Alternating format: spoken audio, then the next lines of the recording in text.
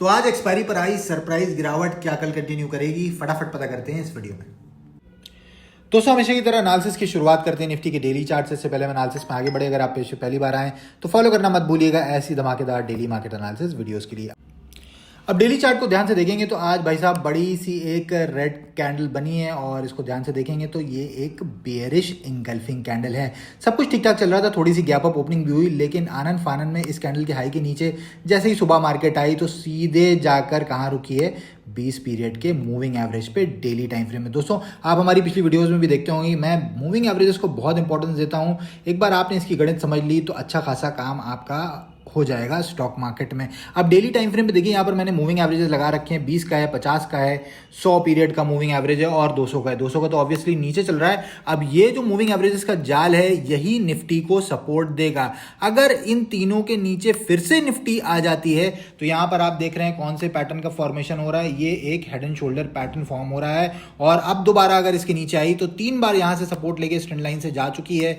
अब अगर इसके पास आएगी तो यहां पर कुछ इस तरह का स्ट्रक्चर निफ्टी हमें दिखा सकती है। लेकिन जब तक इन तीनों के ऊपर निफ्टी बनी हुई है तब तक चंगा सी हमें वेट करना होगा इन मूविंग एवरेजेस के नीचे डेली क्लोजिंग का। अब इंट्राडे में मूव को कहां पकड़ेंगे ये देखते हैं 5 मिनट के चार्ट पे।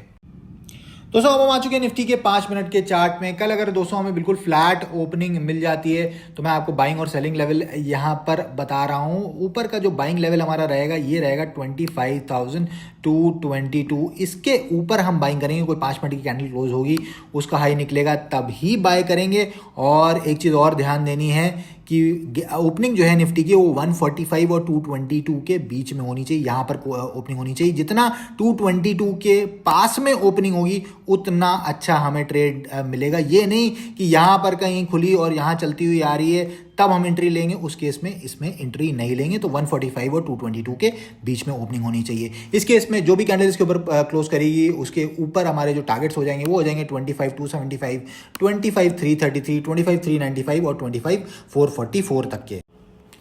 अब ध्यान देना 25,222 के ऊपर जो भी कैंडल क्लोज होगी उसका हाई निकलेगा, हम ट्रेड लेते हैं। लेकिन बिना टारगेट हिट करे मार्केट पलटती है और ये जो हाई लगाया स्विंग हाई यानी 25,200, इसके नीचे दोबारा कोई 5 मिनट की कैंडल क्लोज हो जाती है, उसका लो टूट जाता है तो फिर इसी हाई का एसएल लगाकर फिर हम नीचे के टारगेट्स के लिए जाएंगे जो कि हो जाएंगे 25,122, 25,096, 24,957 और 24,888 तक के। फ्लैट या छोटे से गैप डाउन ओपनिंग के केस में 25,096 के नीचे सेल करेंगे, 5 मिनट कैंडल क्लोज होगी, लो टूटेगा 25,022, 24,989, 24,957 और 24,888 तक के टारगेट लेंगे। इसके नीचे ही गैप डाउन हो जाता है तो यहां तक रिट्रेसमेंट का वेट करेंगे।